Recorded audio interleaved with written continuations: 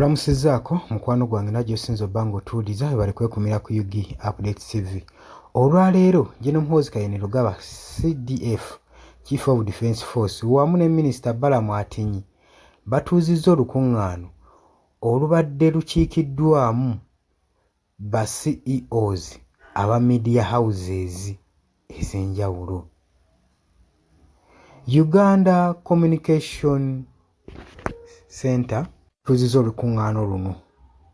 Lwa nsonga ki ngenda gikuwa naye ng'oli ku UG Update TV kosinzo bango otuuliza gwagala otwengako kirya wansi waliwo ekigambo subscribe kikoneko ojja kubanga naawe oli omu ku ffe gwe mukwano gwange ali yampuliriza mmwe abali emitala w'amayanja mu diaspora mbalamusizaako nnyo mwe bali kwekumira ku mayengo gano.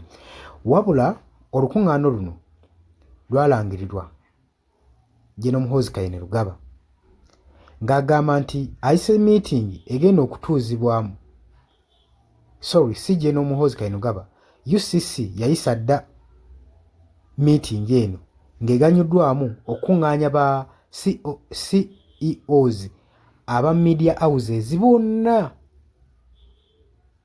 bonna basobole okuba nga bakiika okusobola okulaba nga bateeseganya ku ngeri gye bayinza okuba nga ba overcoming mu challenge basolovinga ebizibu ebifeesinga media industry okugeza nga misinformation saako n'okutta reputation w'eggwanga byemu ku bintu bye baagala okutaasa.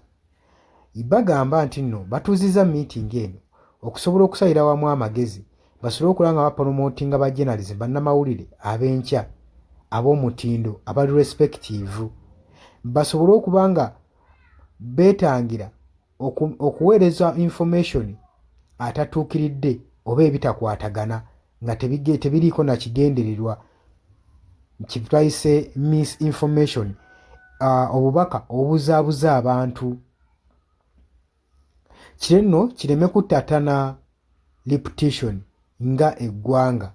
Meeting eno mubaddemu General Muhoozi Kayini Lugaba CDF be bamu ku bategese meeting eno saako ne Honorable Balamu Atinyi Minister of Children's Affairs be bamu ku bakiise ku mukolo guno.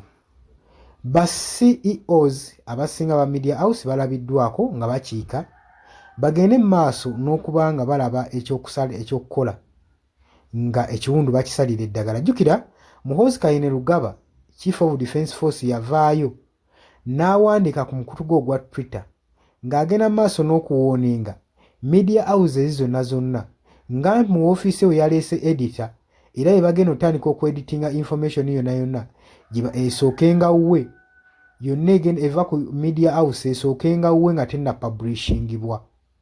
Ne twebuuza omukulu abadde atya era nayongera okukoowoola aba media house bosses bonna balabikeko mu woofiisi ye. Lwaki olowooza kino kyali kikolebwa? Kaakati waliwo akakodyo k'otamanyi. Jjukira General Muhoozi Kayini Lugaba ennaku zino adde atwitinga ng'era tweets z'ateekako zisireteninga eggwanga n'okutiisatiisa amawanga ag'obunaayira saako n'okuttatana ekitiibwa ky'eggwanga ne reputation y'eggwanga nga Uganda.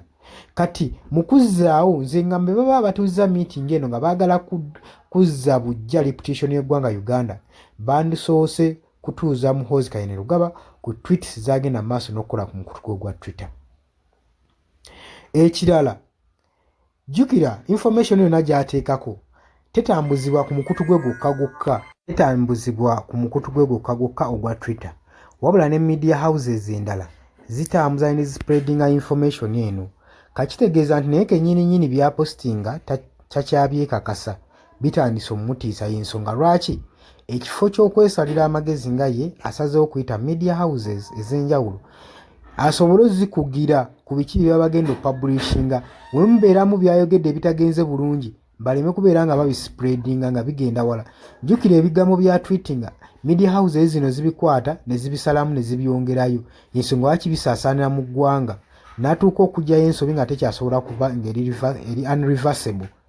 Kaakati yeeno ensonga lwaki atuuzizza meeting eri media houses bonna ba CEOs ba media houses asobole okuba nga abayitiramu ababriefingamu ku ngeri gye bayinza okuzza reputation y'eggwanga Uganda saako newankubadde ensonga bagyesibye ku kya promotinga bannamawulire abali respective saako n'okubuuminga ku nsonga za security ggwanga. Jjukira ebigambo bino ebisinga bigenda ku social media birina engeri gye biwukinizaamu oba n'okutiisatiisa ku gye bikanga ebifuuka challenge eri security y'eggwanga, naddala ng'ebigambo gye n'omuhoozi Kayingo byazaakozesa ng'asireteninga ng'atiisatiisa manga geebunaayira nga bitambulira ku social media ku media houses ez'enjawulo, birina engeri gye bitiisatiisaamu eggwanga. Kitegeeza bw'oba osindikidde obubaka kati nga Sudan we yagisindikira nti agenda kulumbagana ekibuga Khartoum akisaleko, bawandiika ebbaluwa ng'eraga eggwanga erya Uganda naddala gavumenti erina okuwandiika apology eri eggwanga erya Sudan olwa Muhoozi okubatiisatiisa. Kati ebintu ng'ebyo bye bimu ku byabatuuzizza meeting eno. Obadde ku Yugi Update TV nga kusinza okuba ng'otuwuliriza nage gwagala otweyungako kirira wansi waliwo ekigambo subscribe kikooneko obeere nga weeyunga wamu osobole okuba ng'ofuna information. Mbagala nnyo, mweraba.